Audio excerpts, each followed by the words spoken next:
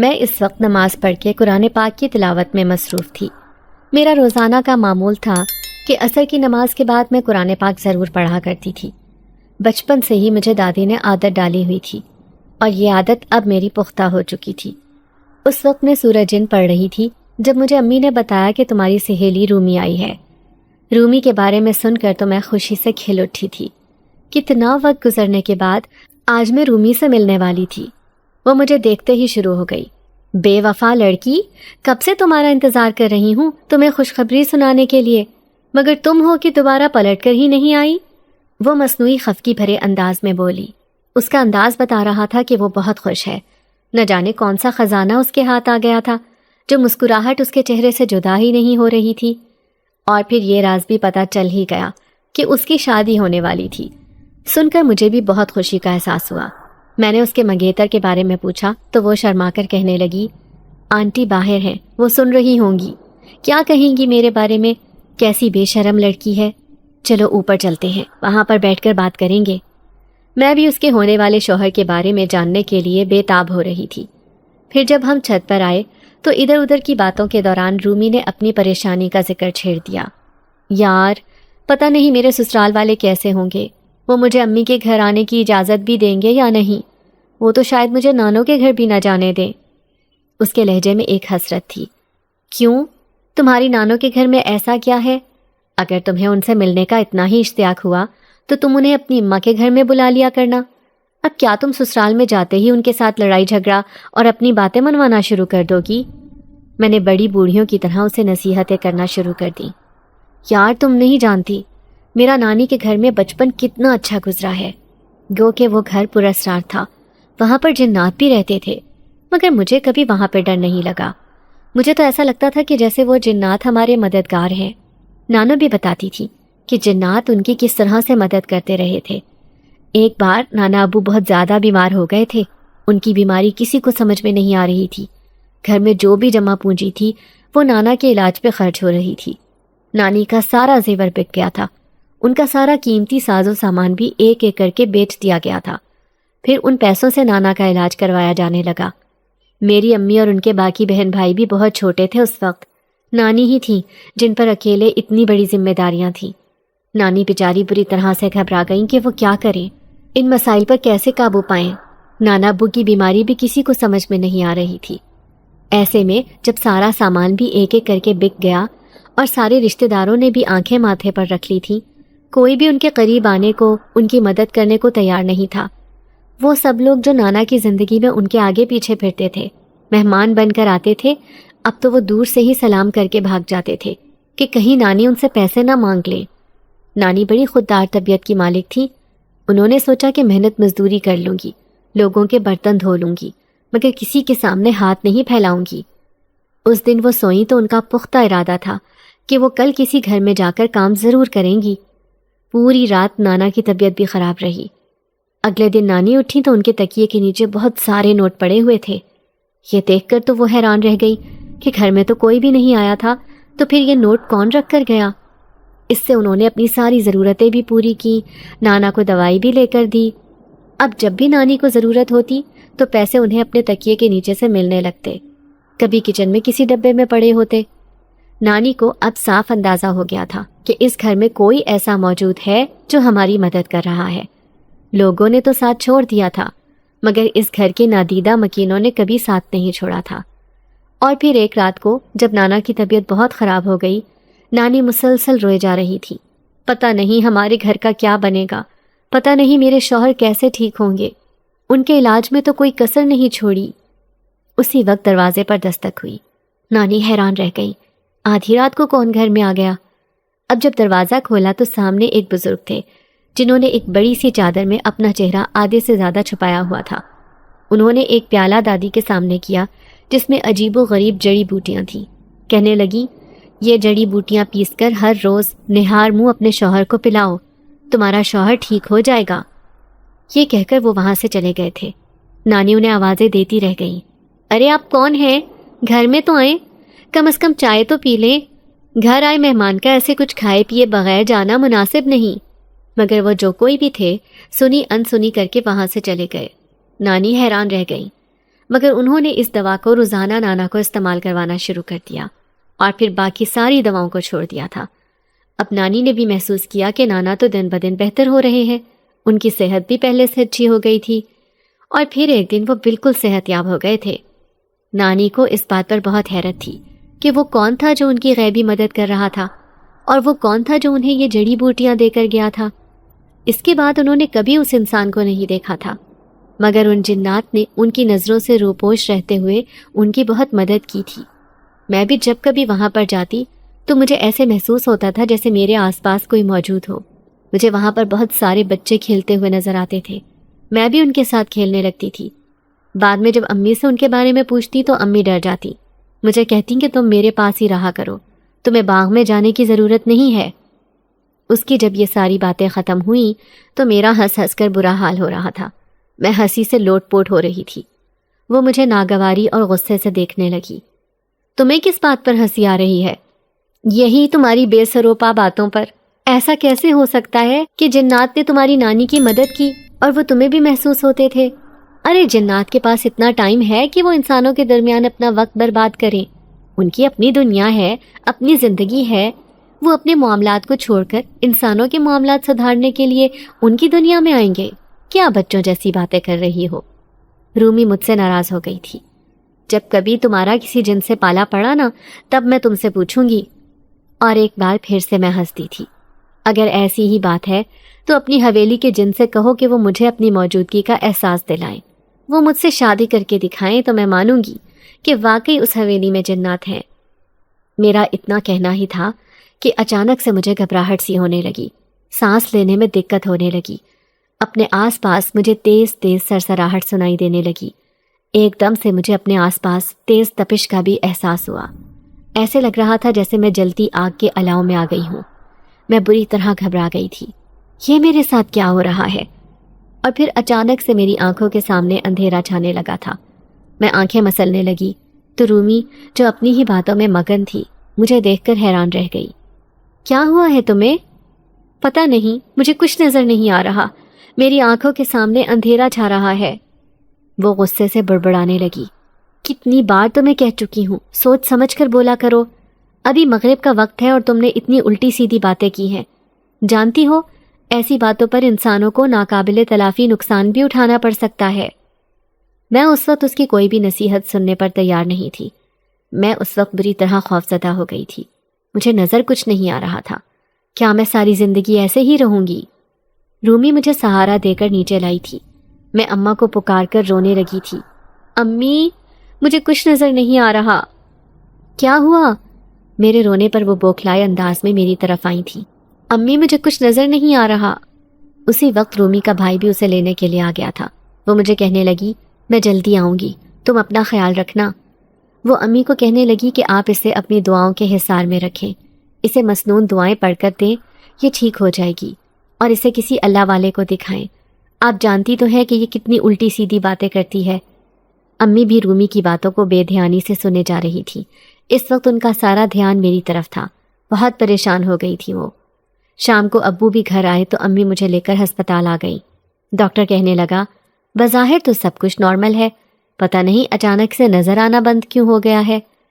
مجھے لگتا ہے کہ یہ بیماری وقتی طور پر ہے، اکثر لوگوں کے ساتھ یہ مسئلہ ہو جاتا ہے، انہیں شام کے وقت نظر آنا بند ہو جاتا ہے۔ آپ صبح تک انتظار کریں، میں میڈیسن لکھ کے دے رہا ہوں، آپ انہیں یہ میڈیسن استعمال کروائیں۔ مجھے امید ہے کہ کل کا سورج جب طلوع ہوگا تو یہ اپنی آنکھوں سے دیکھ سکیں گی۔ میں پوری رات اسی کشمکش میں رہی کہ شاید ڈاکٹر کی بات صحیح ہے، مجھے بھی عارضی طور پر یہ مسئلہ ہو گیا ہے کہ مجھے رات کے وقت کچھ نظر نہیں آ رہا، صبح ہوتے ہی میں بالکل ٹھیک ٹھاک ہو جاؤں گی، مگر ایسا کچھ نہیں ہوا تھا۔ اگلے دن امی کے جھنجھوڑنے پر میری آنکھ کھلی تھی، اور ابھی بھی میری آنکھوں کا اندھیرے نے ہی استقبال کیا تھا، کچھ بھی نظر نہیں آ رہا تھا۔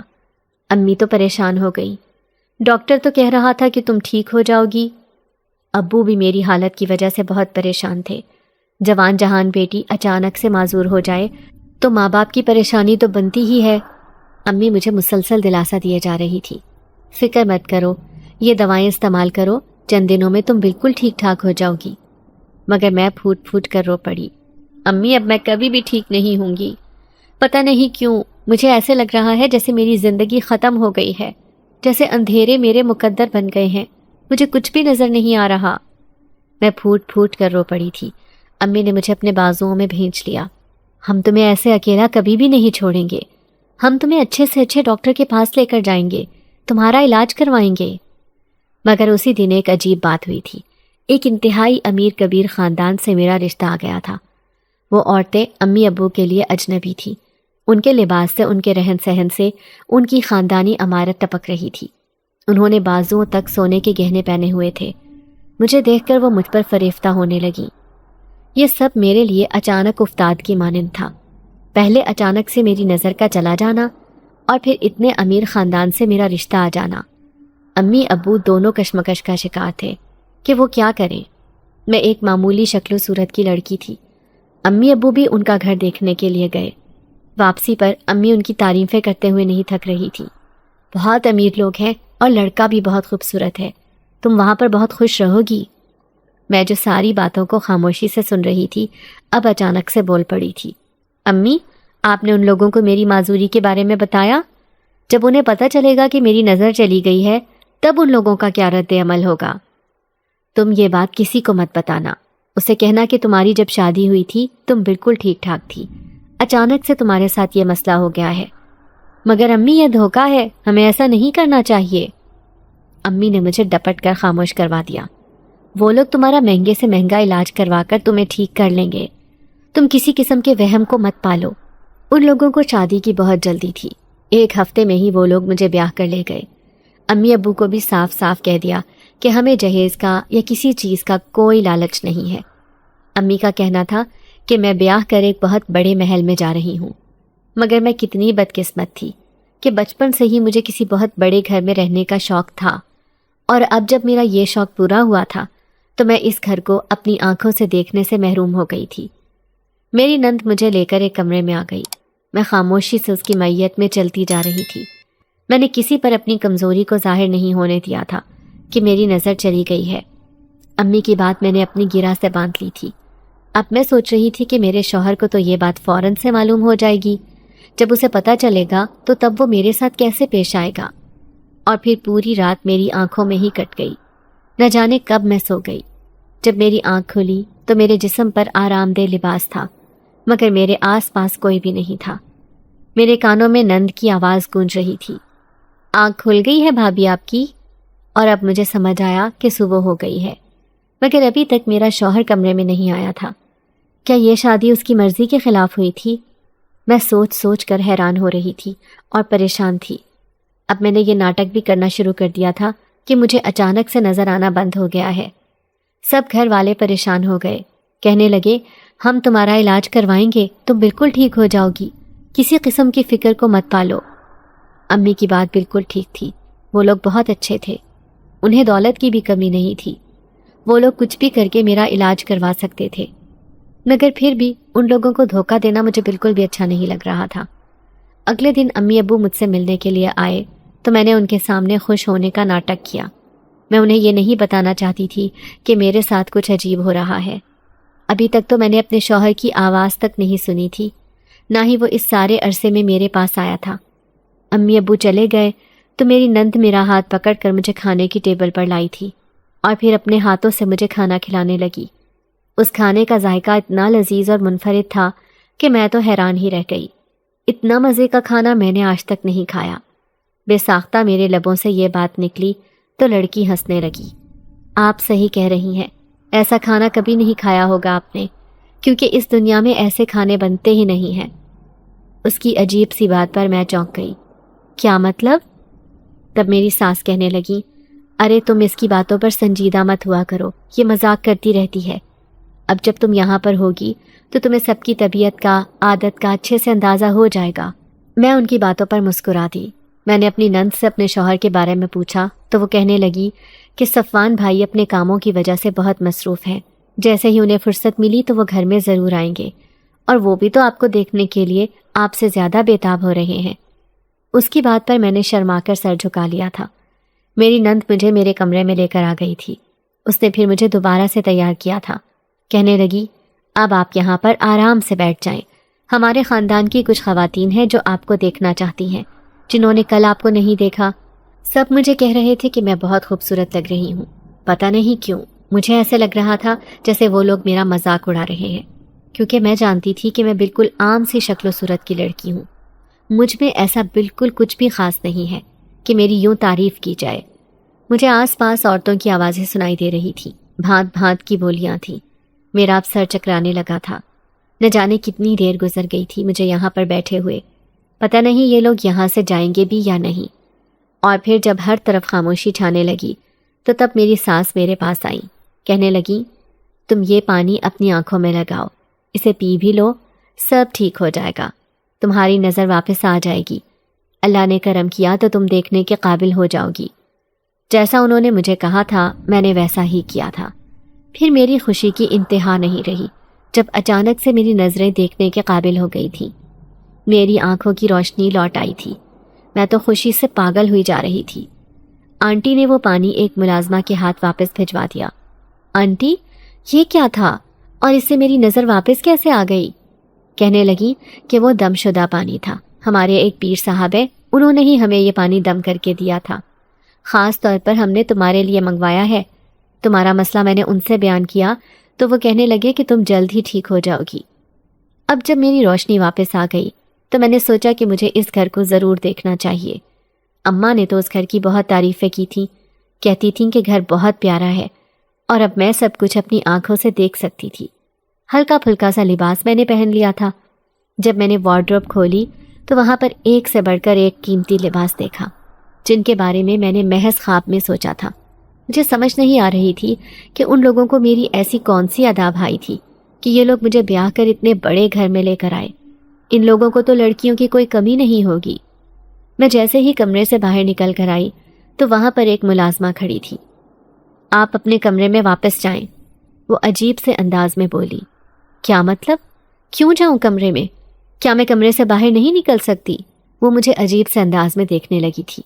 بی بی صاحبہ نے کہا تھا کہ آپ اپنے کمرے سے باہر نہیں نکلیں گی، اس وجہ سے آپ اپنے کمرے میں جا کر آرام کریں۔ یہ کیا بات ہوئی بھلا؟ میں کمرے سے باہر کیوں نہیں نکل سکتی؟ پھر میں نے سوچا کہ شاید وہ میری طبیعت کا لحاظ کر کے ایسا کہہ رہی ہوں گی کہ ابھی ابھی تو میری نظر واپس آئی ہے، ایسا نہ ہو کہ پھر سے میرے ساتھ کوئی حادثہ پیش آ جائے۔ میرے لیے سب گھر، ماحول، سب کچھ اتنا اجنبی تھا۔ یہ بہت بڑا گھر تھا، میں کہیں کھو نہ جاؤں۔ میں خود کو ہزاروں دلاسے دیتے ہوئے کمرے میں واپس آ گئی۔ رات کو جب میں کھانا کھانے کے لیے کمرے سے باہر نکلی تو اس وقت کھانے کی ٹیبل پر صرف میری ساس اور نند ہی موجود تھیں۔ جانے باقی سب لوگ کہاں تھے؟ حالانکہ اس سے پہلے تو مجھے اپنے آس پاس بہت ساری آوازیں سنائی دیتی تھیں۔ ایسے لگتا تھا جیسے یہاں پر بہت سارے لوگ ہیں، مگر ابھی یہاں پر صرف میری ساس اور نند تھیں۔ مجھے دیکھ کر وہ دونوں مسکرائیں، کہنے لگیں ہم تمہارا ہی انتظار کر رہے تھے۔ میرا دل چاہا کہ میں اپنی ساس سے پوچھوں کہ انہوں نے میرے کمرے سے باہر نکلنے پر پابندی کیوں لگائی ہے، مگر یہ یہاں پر میرا پہلا دن تھا اور پہلے دن میں ان کے ساتھ بحث کر کے انہیں خود سے بدظن نہیں کرنا چاہتی تھی۔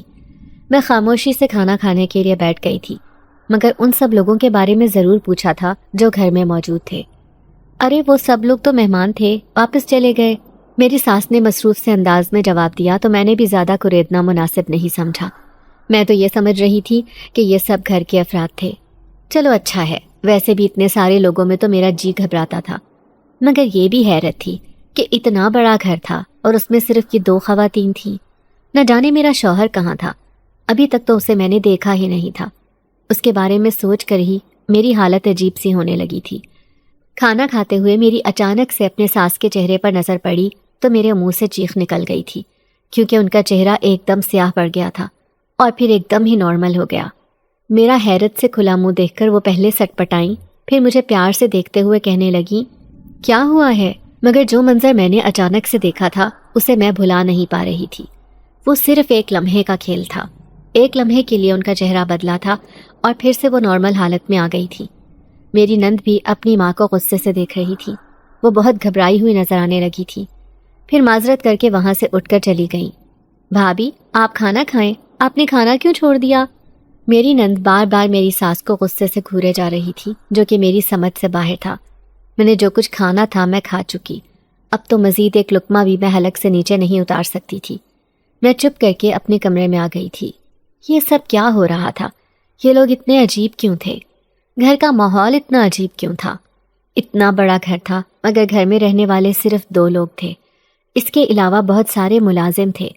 اس کے باوجود بھی ہر طرف خاموشی تھی، اتنی خاموشی کہ سوئی گرنے کی آواز بھی صاف محسوس ہوتی۔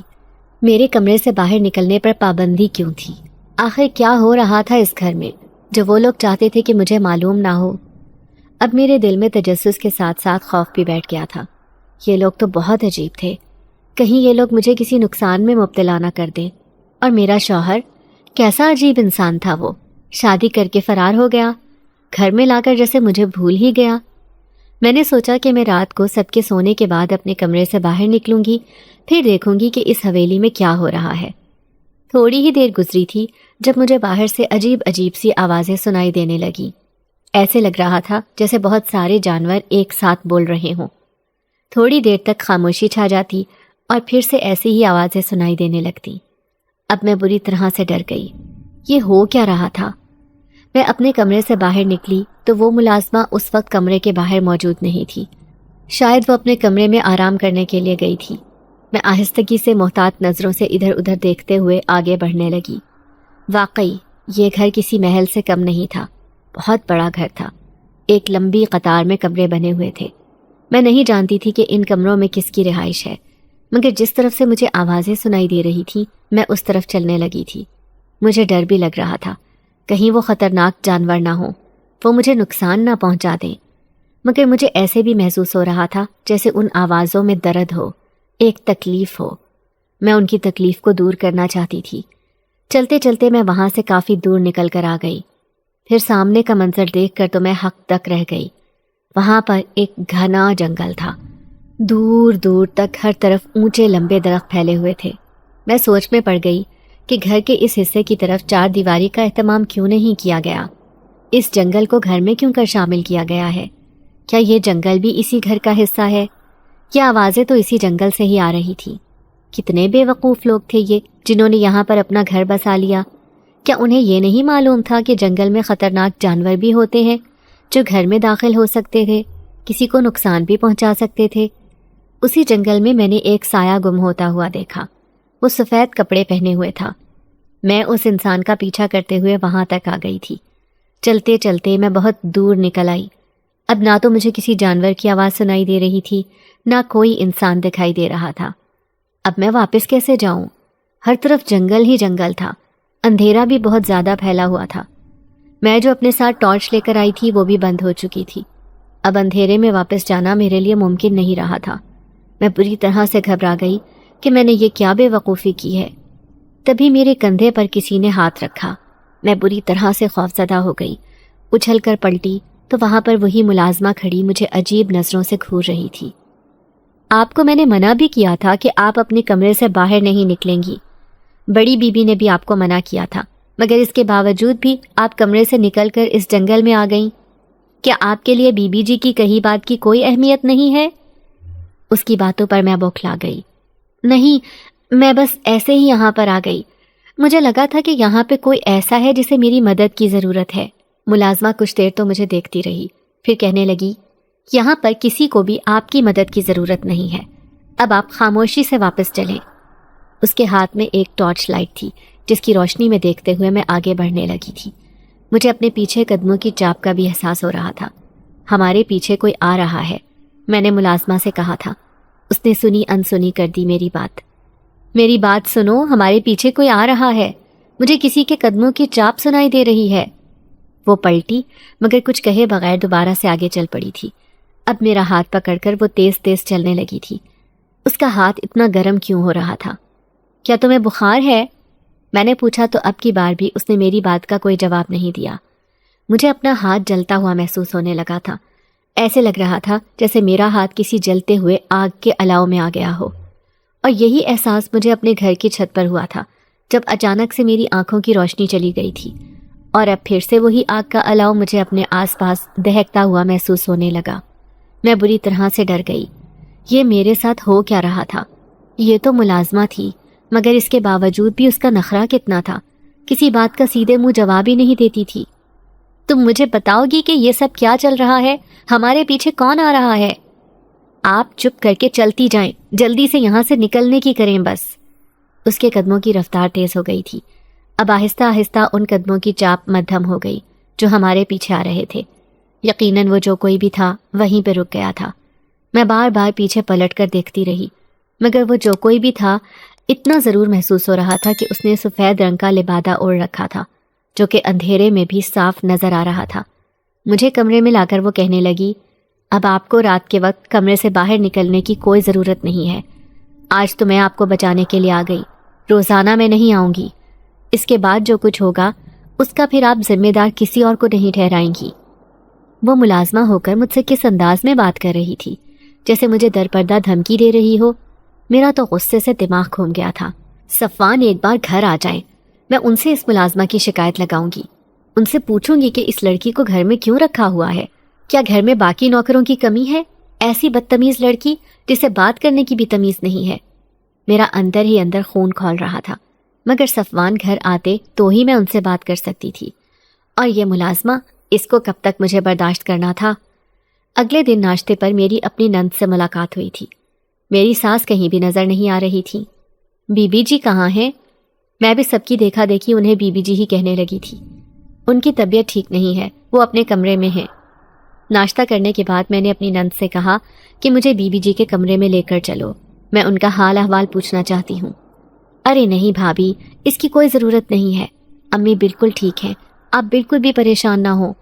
آپ کے لیے میرے پاس آج خوشخبری ہے، آج بھائی جان گھر واپس آ رہے ہیں۔ اس کی بات پر میں شرما گئی تھی۔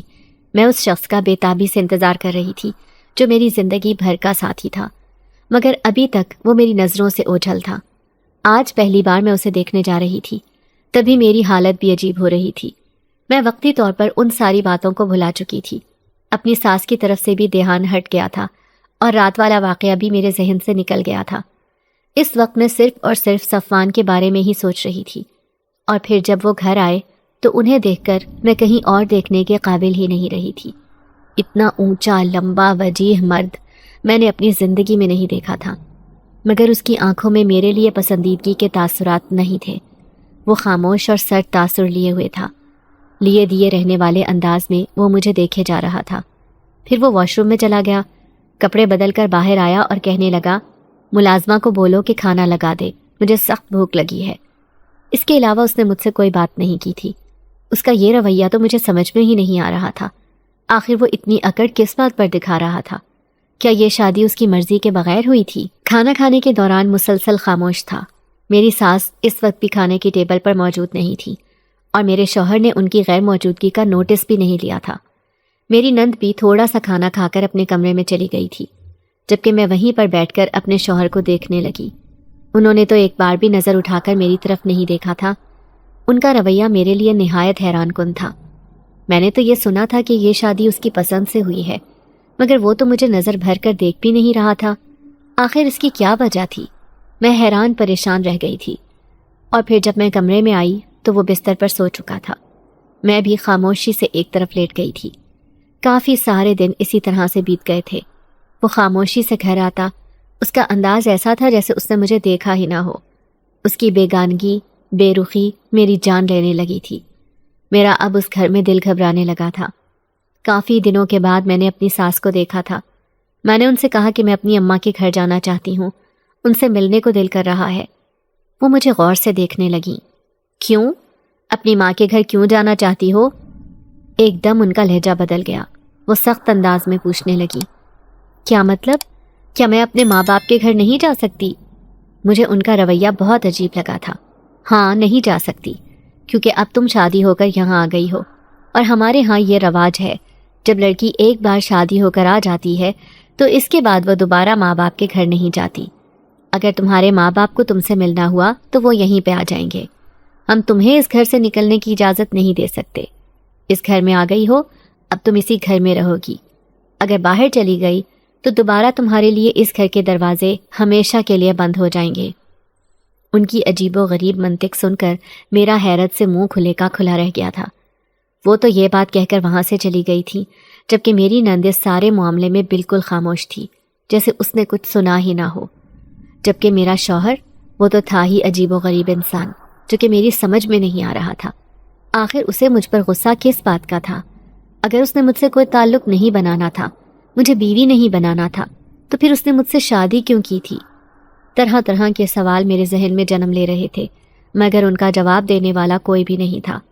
میں نے سوچا کہ ایسے تو یہ لوگ مجھے گھر سے باہر نہیں جانے دیں گے، میں کیوں نہ گھر چھوڑ کر چلی جاؤں، یہاں سے بھاگ جاؤں۔ یہ سوچ کر میں نے اپنے دل کو تسلی دی کہ آج رات کو میں یہ گھر چھوڑ کر چلی جاؤں گی، اپنے ماں باپ کو بتاؤں گی کہ ان لوگوں کا میرے ساتھ رویہ کیا ہے۔ چنانچہ میں نے ایسا ہی کیا تھا۔ جیسے ہی میں اپنے کمرے سے نکل کر باہر آئی تو صفوان اپنی جگہ پر گہری نیند سو رہا تھا۔ میں مطمئن تھی کہ اس کی آنکھ نہیں کھلے گی، وہ میری غیر موجودگی کا نوٹس نہیں لے پائے گا، مگر جیسے ہی میں دروازے کے پاس پہنچی تو اچانک سے میرا ہاتھ کسی نے پکڑ لیا۔ میرے منہ سے چیخ نکل گئی تھی، تم رات کے اندھیرے میں گھر سے بھاگ رہی تھی، کیا سمجھتی ہو ہمیں پتہ نہیں چلے گا؟ اب تم یہاں سے کہیں نہیں جا سکتی، تمہارا جینا مرنا اسی گھر میں ہے۔ وہ مجھے کھینچتے ہوئے دوبارہ کمرے میں لے گیا تھا۔ میں پھوٹ پھوٹ کر رو پڑی تھی۔ آخر آپ لوگ میرے ساتھ ایسا کیوں کر رہے ہیں؟ اتنا عجیب رویہ کیوں ہے آپ لوگوں کا؟ میں نے آپ لوگوں کا کیا بگاڑا ہے؟ تب وہ عجیب سے انداز میں ہنس پڑا تھا۔ تمہیں جلد ہی پتہ چل جائے گا کہ تم نے کیا خطا کی ہے۔ اس کے بعد میں نے پھر سے اس گھر سے بھاگنے کی کوشش کی تھی، مگر کامیابی نہیں ہوئی۔ اس دن صفوان گھر پہ موجود نہیں تھا، ساس اور نند اپنے اپنے کمروں میں تھی، سارے ملازم بھی اپنے اپنے کاموں میں مصروف تھے۔ میں جیسے ہی دروازے سے باہر نکلنے لگی تو اچانک سے میری آنکھوں نے دیکھنا چھوڑ دیا تھا۔ پھر سے میری روشنی ختم ہو گئی تھی۔ میں بری طرح سے بے چین ہو گئی۔ جیسے ہی واپس پلٹتی تو میری آنکھوں کی روشنائی پھر سے لوٹ آتی۔ جب دروازے کی طرف رخ کرتی تو پھر سے میری آنکھوں کی روشنی چلی جاتی۔ پھر جیسے ہی واپس آتی تو پھر سے میں دیکھنے کے قابل ہو جاتی۔ مجھے اب لگنے لگا تھا کہ میں کسی پراسرار چکر میں پھنس گئی ہوں۔ یہ گھر پراسرار ہے، یہاں کے رہنے والے لوگ بھی عجیب اور پراسرار ہیں، مجھے یہاں پہ نہیں رہنا چاہیے۔ تبھی پھر میرے ذہن میں یہ خیال بجلی کی طرح آیا تھا کہ میں کلام پاک پڑھتے ہوئے یہاں سے نکلوں۔ میں نے پھر ایسے ہی کیا تھا۔ سورت جن اونچی آواز میں ویٹ کرتے ہوئے میں گھر کی دہلیز پار کر گئی تھی۔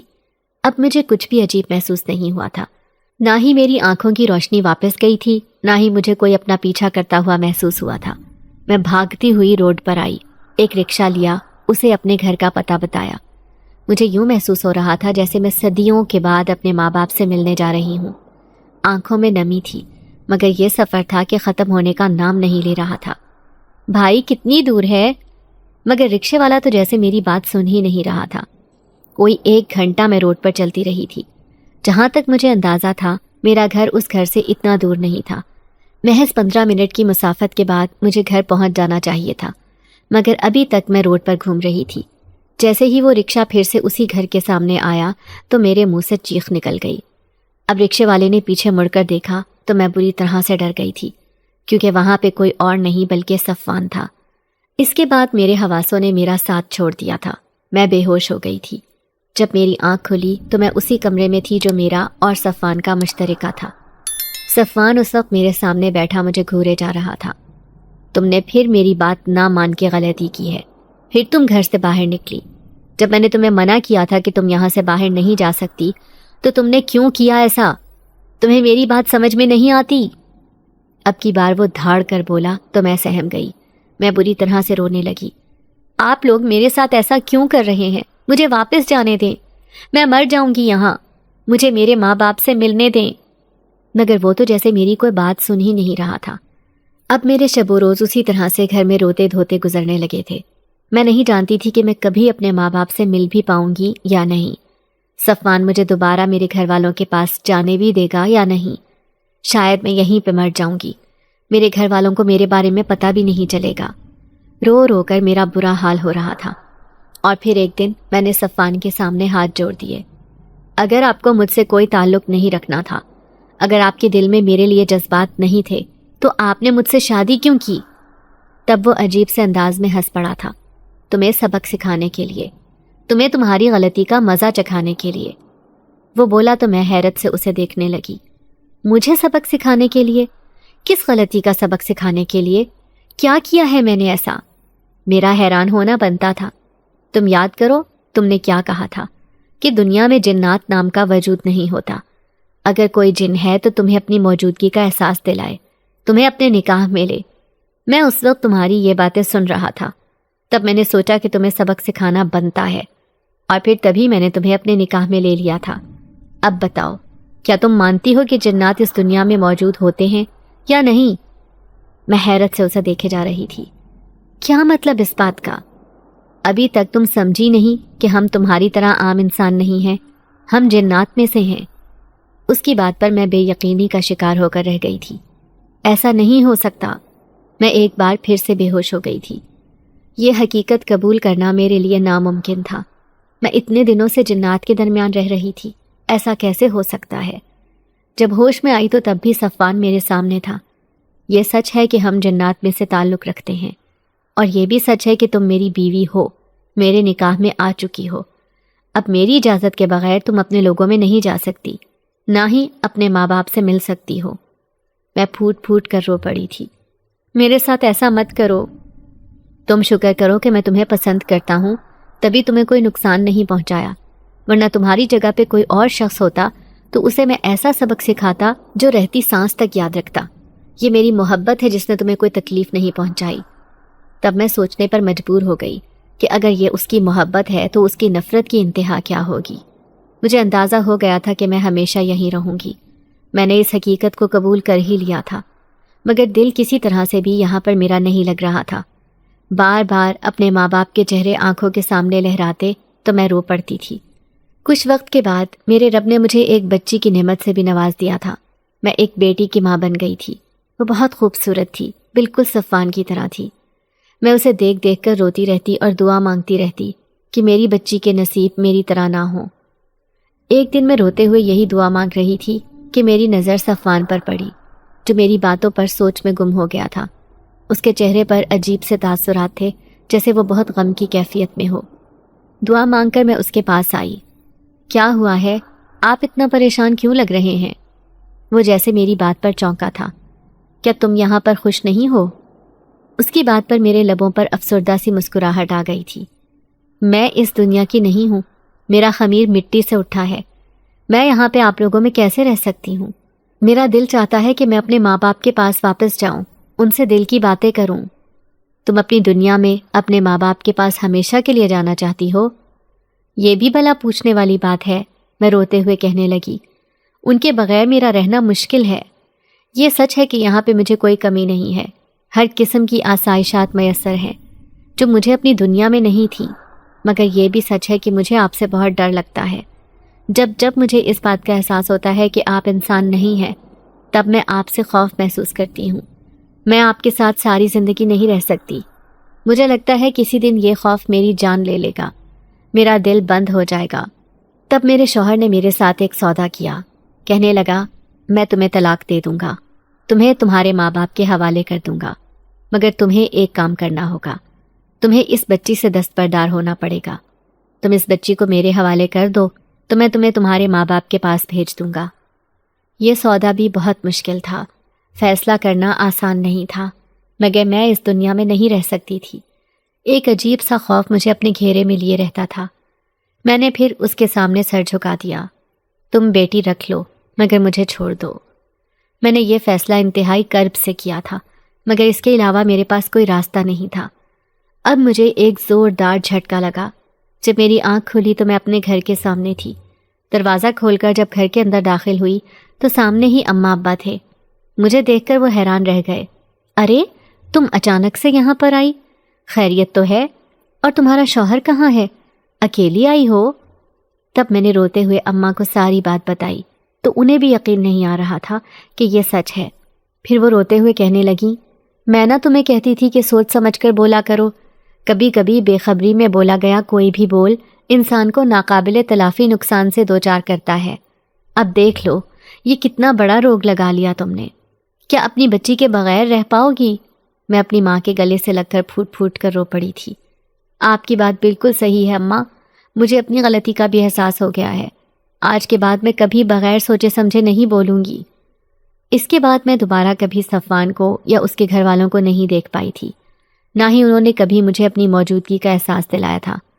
میری بچی بھی جیسے مجھے بھول کر اس دنیا میں مگن تھی۔ ویسے بھی وہ میری نسبت اپنے باپ سے اور دادی سے زیادہ قریب تھی، مجھے بھولنے میں دقت نہیں ہوگی اسے۔ اماں ابا نے میری شادی ایک جلد ہی اچھے گھرانے میں کر دی تھی۔ خدا نے مجھے 3 بچوں کی نعمت سے نواز دیا تھا۔